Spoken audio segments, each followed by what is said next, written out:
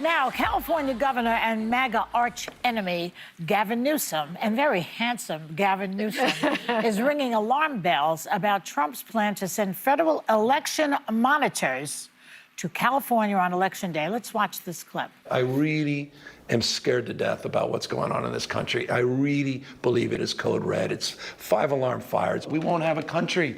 We won't have an election that's fair and free if we don't stand up. We won't. There will not be a fair and free election. It will be a Putin election. Was it 87% or is it 87.3%? That's what Trump wants. Well, he's worried. He's worried. And are you as worried about it as he is? Or is he just going to make more Americans distrust the election process, like Trump has been doing since he lost in 2020? I think more likely than fraud will be disincentivizing voting in a democracy, which is the currency of a democracy.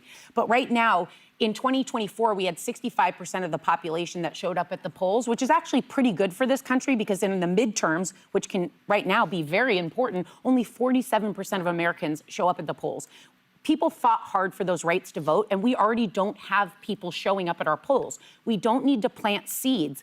You always go out, you always vote. Let the rest be determined as it plays out, because when fraud was claimed last time, not one judge in this country saw any proof of any fraud. So by planting these seeds, you're already taking a public that's lost trust in everything and saying your vote doesn't matter. That's the fastest way to affect an election. I see it differently because I think sunlight is the best disinfectant. I think that you need to speak truth to power and you need to expose what may be going on. And, up to the election, Project 2025 was written, there was a game plan, and we kept on sounding the alarm. There's a game plan, there's a game plan. It's in writing, it's 90 pages. There's a Cliff Notes version. No one listened to that. You know what's happened since Trump was elected?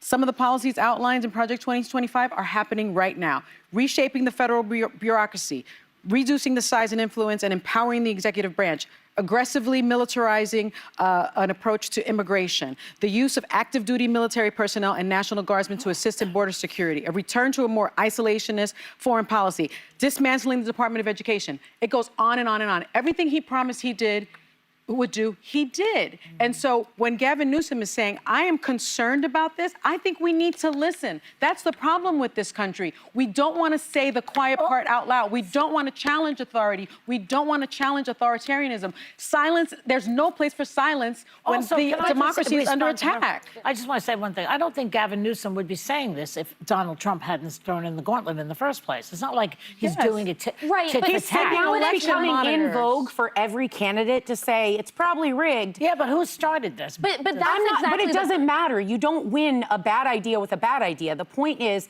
the only power a regular American person has is to go to the polls. They can keep their eyes open and see problems and be alert and educated and vote at the same time. Why is Trump sending in election monitors to California? Why is Trump sending people there? But I think it's one thing for pundits and for spectators to say, I'm concerned that there will be free and fair elections again. I think it is wholly irresponsible for the governor of the most populous state, who, by the way, oversees elections in his own state. He oversees the cybersecurity infrastructure. He oversees the Secretary of State, down to poll watchers, to election workers. Gavin Newsom has a lot of power in this. Why are there federal monitors, though? He could at minimum say, I can promise you California will have a free and fair election, and I'll work with every governor to make sure that there's no efforts to undermine them. But that's not what he's doing. How does he do that when Donald Trump is sending federal monitors because into he's the chief executive of the state. Monitors, we need to know what that means. I do think it's an alarming phrase. Doesn't it sound like election intimidators? But you also have a governor with his own authorities in the state. And for him to say this, it reminds me very much of the gerrymandering debate. So everyone is angry when Texas redraws congressional maps to add more Republican seats. Yeah. They're cheating. It's rigged. So California responds by cheating and rigging it by adding more Democratic seats. What are they supposed to do? Are they supposed to just let them do it? No, you're supposed to safely secure your elections and tell your voters you can trust voting in California. Yeah, what do you do with that? What are you supposed to do with that? You should challenge it at the state level. Former Governor Schwarzenegger talked about this. There's a process to do it in California. There's a process in Texas. Change the laws so that people cannot do partisan gerrymandering. You can't change the laws when the Republicans are in charge in Texas. Can't do it. I fled communism. Yeah. I fled authoritarianism, as you guys know, when I was a child. And the things that I'm seeing happen in this country, I never thought I would see happen in this country. I never thought I would see an insurrection and people, a mob of rioters at the Capitol trying to stop an election result. And so I think, from my personal experience, I look at this and I really feel we need to be vigilant. And we just need to see it's like every day it's something different. It's the tearing up of the East Wing. It's election monitors. Disappearing people. I mean, to me, what Trump and the Republicans are trying to do with Texas, and here's the question. He always talks about how high his poll numbers are and how he's got the best poll numbers of anybody. If his poll numbers are so good, and if he feels so confident about his approval rating in this country, why then does he find it, and he and Republicans find it necessary to change the congressional maps to give them more sure wins for Republicans? Right. Because they think they're going to lose in the midterm. And if they lose, that means that for the first time in this term, there will be pushback, there will be oversight, and there will be reining in of his authoritarian And some people will be tendencies. going to jail. Correct.